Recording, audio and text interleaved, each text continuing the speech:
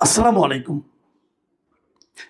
আমাকে অনেকেই বলেছেন, আমার এই বিভিন্ন কন্টেন্টে যারা কমেন্ট দেন, কমেন্ট করেন, তারা বলেছেন, অনেকে মেসেজ দিয়ে বলেছেন যে দেশের এই জ্বালানি পরিস্থিতি নিয়ে যেন আমি একটা কন্টেন্ট করি। আসলে জ্বালানি পরিস্থিতি নিয়ে কি বলবো? এটা একটা বৈশ্বিক সমস্যা এই মুহূর্তে। পৃথিবীর এমন কোনো দেশ নেই যেখানে জ্বালানির সংকট দেখা যাচ্ছে না। সেটা আমেরিকায়, খোদ আমেরিকায় যেমন আছে, এরকম পৃথিবীর প্রত্যেকটা উন্নত দেশে, ইউরোপের দেশগুলোতে, অস্ট্রেলিয়াতে, সব জায়গায়, কানাডাতে, সব জায়গায় কিন্তু এই মুহূর্তে জ্বালানি তেলের একটা ক্রাইসিস।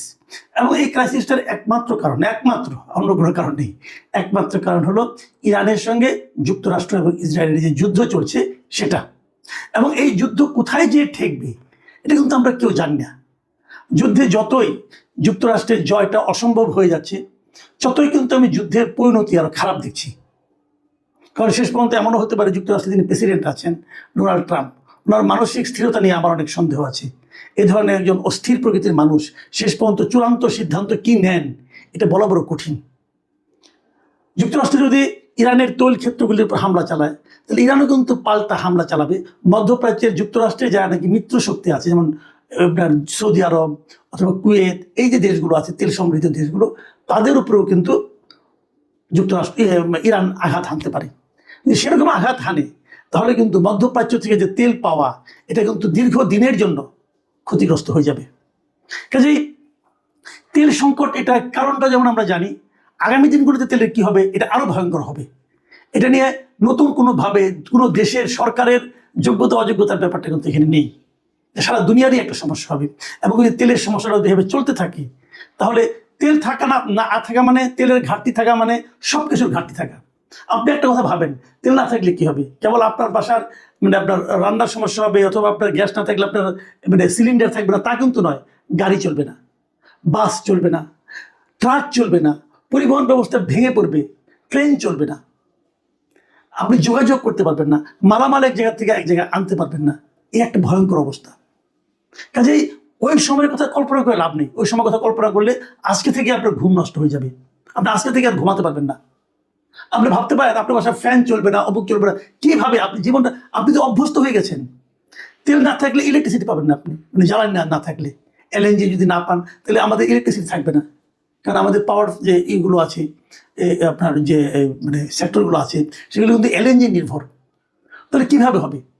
সব একটা ভয়ঙ্কর পরিস্থিতি। কাজেই সেই পরিস্থিতিতে শেষ পর্যন্ত না যাক দুনিয়া, এই প্রত্যাশা করা ছাড়া, আল্লাহর কাছে এই প্রার্থনা করা ছাড়া আমার আপনার কিন্তু আর কিছু করার নেই। আসলে আমরা বর্তমান নিয়ে কথা বলি। বর্তমানের কি অবস্থা দেখুন। আমাদের দেশে তেলের কিন্তু একটা চাহিদা আছে। আমাদের দেশে প্রতি বছর 65 থেকে 68 লাখ টন জ্বালানি তেল আমদানি করা হয়। 65 থেকে 68 লাখ টন আমরা এটা ইম্পোর্ট করি, প্রধানত মধ্যপ্রাচ্য থেকে। এর মধ্যে ডিজেলটাই সবচেয়ে বেশি। ডিজেল এবং অপরিশোধিত তেল, যেটা অপরিশোধিত তেল আসে, মানে ক্রুড অয়েল যেটাকে আমরা বলি, সেটাই আমাদের রিফাইনারিতে ওখানে রিফাইন করে ওখান থেকে আবার আলাদা আলাদা করে ভাগ করা হয়। কাজে এই তেলের পরিমাণ মানে খুব বেশি একটা না, মানে আমাদের ক্রুড অয়েল খুব বেশি একটা আসে না। আমরা একদম পরিশোধিত তেলতে আনি। আমরা কেন ক্রুড অয়েল আনি না? দুটো কারণে আনি না।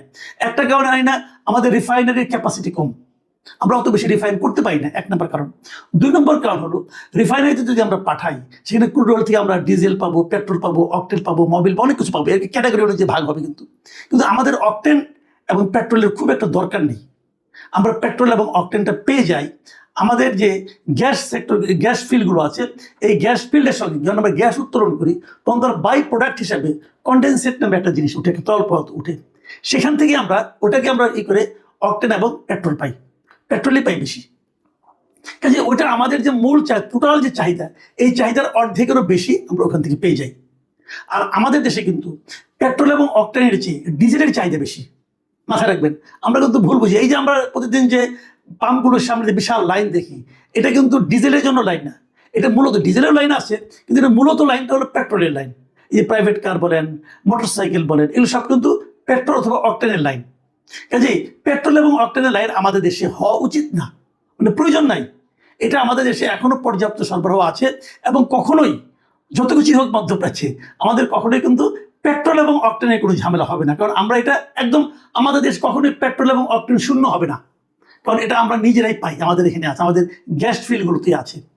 কাজে এটা আমাদের, কাজেই এটা কখনো একদম জিরো হয়ে যাবে না। কমে যাবে, হয়তো বা জিরো হয়ে যাবে না। মূল ঝামেলাটা হচ্ছে ডিজেলে, কারণ ডিজেল দিয়ে কিন্তু আমরা ট্রাক চলে, বাস চলে, এমনকি আমাদের যে সেচ ব্যবস্থা, সামনে কিন্তু বোরোর মৌসুম, এই বোরোর মৌসুমে কিন্তু আমাদের সেচ দরকার আছে। এই সেচের যে তেলটা, এটা কিন্তু আমাদের ডিজেল থেকে আসে। আমাদের দেশটা হলো নদী প্রধান দেশ, আপনারা জানেন, নদীমাতৃক দেশ বলি আমরা। আমাদের এখানে প্রচুর নৌকা চলে, আমাদের যত নৌকা চলে সবই কিন্তু এখন এই ইঞ্জিন চালিত নৌকা। সেই ইঞ্জিনের যে তেলটা, এটা হলো ডিজেল। কাজে আমাদের ডিজেলের প্রয়োজনটা সবচেয়ে বেশি। আমাদের একটা হিসেব করে দেখা গেছে, আমাদের প্রতিদিন আমাদের ডিজেল লাগে 12 থেকে 15,000 আপনার মেট্রিক টন। 12 থেকে 15,000 মেট্রিক টন ডিজেল আমাদের প্রতিদিন লাগে। এখন যদি আপনি বলেন তাহলে আমাদের আছে কত? এখন আমাদের এই মুহূর্তে একটা হিসেব করে দেখা গেছে, আমাদের ডিজেল এখন মনে করেন 10-15 দিনের মতো আছে। 10-15, যদি আমরা এই একই হারে খরচ করতে থাকি, 10 থেকে 15 দিন আমাদের ডিজেলে চলবে। এটা হলো একটা হিসাব, সরকারি হিসাব বলতে পারেন আপনি এটাকে, এটা বিশেষজ্ঞরা তাই বলছে।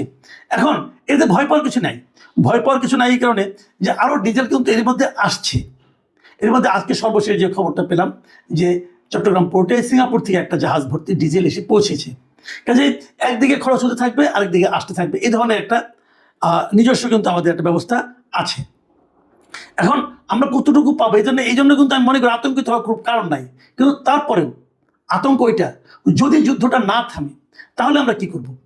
এখন আপনি বলবেন তাহলে এত ভিড়টা আমাদের কেন হলো? এর কারণ কিন্তু আসলে আর কিছু না, এর হলো মানুষের মধ্যে একটা আতঙ্ক তৈরি হয়েছে। এই আতঙ্কটা তৈরি করার জন্য সরকার দায়ী, সরকারের জ্বালানি মন্ত্রণালয় দায়ী, সরকারের জ্বালানি মন্ত্রী দায়ী। উনি কিন্তু মার্চ মাসের শেষ দিকে উনি নিজেই ঘোষণা করে বসে আসছিলেন যে এখন থেকে তেলের রেশনিং করা হবে।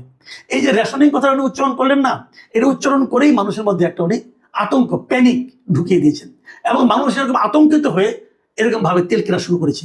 যার আগে দেখতেন আপনি একটা মোটরসাইকেল যে চালায়, তার ট্যাঙ্কে হয়তো 10 লিটার তেল আটে, সে কিন্তু 3 লিটার তেল দিয়ে ঘুরতেছে, কোনো সমস্যা নেই। এখন আপনি যত লোক মোটরসাইকেল চালায়, খবর নিয়ে দেখেন কারো ট্যাঙ্কি কিন্তু খালি নাই। ধরেন 10 লিটার তেল ভরলো, 2 লিটার তেল ফুরিয়ে গেল, সে আবার কিন্তু বাসায় যাওয়ার সময় আবার যায় লাইনে আধা ঘন্টা 2 ঘন্টা দাঁড়িয়ে থেকে ট্যাঙ্কিটা ফুল করে নিয়ে যায়, কারণ তার মধ্যে ভয় ঢুকে গেছে যদি কাল থেকে আবার তেল না পাই। কাজে সবসময় ট্যাঙ্কিটাকে ফুল রাখি।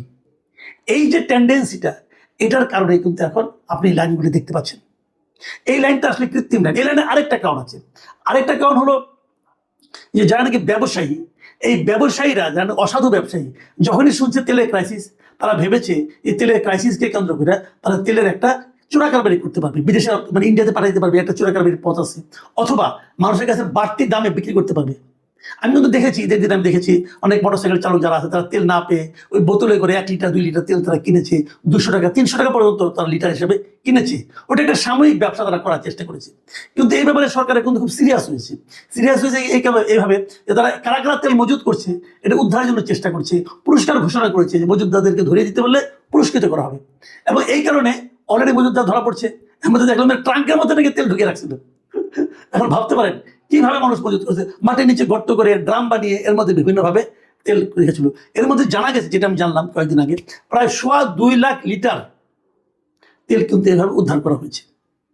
আমি মনে করি যাদের কাছ থেকে উদ্ধার করা হয়েছে তাদের বিরুদ্ধে কঠোরতম শাস্তির ব্যবস্থা করা উচিত, করলে বাকিরা এর উপরে একটু কেয়ারফুল হবে। এবং এক্ষেত্রে সরকারের একটা ভূমিকা আমার পছন্দ হয়েছে, যদিও সেটা সরকারের জন্য অনেকটা পেইনফুল ডিসিশন ছিল। সেটা হলো সরকার তেলের দাম বাড়াবে না বলে ঘোষণা করেছে।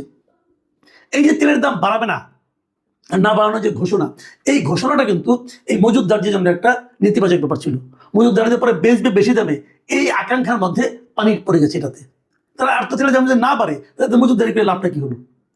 এই বিষয়গুলো কিন্তু আমাদের মাথায় রাখতে হবে। এবং আমি মনে করি তেল নিয়ে আতঙ্কিত হওয়ার কিছু নাই, কিন্তু যদি যুদ্ধ দীর্ঘায়িত হয় তাহলে ভয়ঙ্কর অবস্থা হবে। সেক্ষেত্রে আমি মনে হচ্ছে যে আমরা দুর্ভিক্ষের মধ্যে পড়ে যেতে পারি। এই তেল সংকটের কারণে দুর্ভিক্ষ হতে পারে, সেচ হবে না, ফসল হবে না, ফসল পরিবহন করা যাবে না, মানে খাদ্য সামগ্রী পরিবহন অনেক, মানে এটা যে কত রকম সমস্যা হবে, এরকম সমস্যা আমরা জীবনে কখনো পড়িনি। সেরকম সমস্যা কিন্তু হতে পারে। তবে এখানে আমাদের সবাইকে সচেতন হতে, মনে রাখতে হবে এটা কিন্তু সরকারের ব্যর্থতা না, এটা হলো বৈশ্বিক পরিস্থিতি। এই জিনিসটা মাথায় রাখেন। আর আমি সরকারকে বলবো, যখন যে পরিস্থিতি হয়, যখন যে ক্রাইসিস হয়, জনগণের সঙ্গে শেয়ার করুন, জনগণের কাছে সব খুলে বলুন, জনগণকে ভয় দেখাবেন না। আপনার জ্বালানি মন্ত্রী সরকার জনগণকে ভয় দেখিয়েছে, এবং ভয় দেখানোর ফল আপনি পাচ্ছেন। জ্বালানি মন্ত্রীকে সতর্ক করুন যে বেশি কথা বলার দরকার নেই। এই সমস্ত আজগুবি কথাবার্তা বলে মানুষের মধ্যে ভয় ছড়িয়ে দেওয়া কোনো ভালো কাজ না। আর যে তথ্য আছে তথ্যগুলি মানুষকে স্ট্রেট কাট জানান, মানুষ বাস্তবতা বুঝুক। যদি বজ্রপাত হয়, আপনি হয়তো আপনার বাচ্চাকে বলেন না বজ্রপাত হয় নাই, এটা এমনি একটা শব্দ, তাহলে বাচ্চা কি শান্তি পাবে? বজ্রপাতের ক্ষতি থেকে তাকে বাঁচাতে পারবে না তো রে ভাই। কাজেই যখন একটা বৈশ্বিক সংকট আসছে, যে সংকটের জন্য আপনি দায়ী না, সেই সংকট সবার সঙ্গে মিলেমিশে শেয়ার করতে সমস্যা কোথায়? এইটুকু শেয়ারিং তো আপনারা করবেন বলে আশা করি, কারণ আপনাদেরকে তো আমরা এই জনগণের সরকারই মনে করি। এই যে সেই জনগণ তো আপনাদেরকে ভোট দিয়ে পাঠিয়েছি, তো জনগণকে ভয় পান কেন? সব ক্লিয়ার বলুন, পরিষ্কার তথ্য দিন, এক একজন এক এক তথ্য দিন না, আর দয়া করে ভয় দেখায়েন না।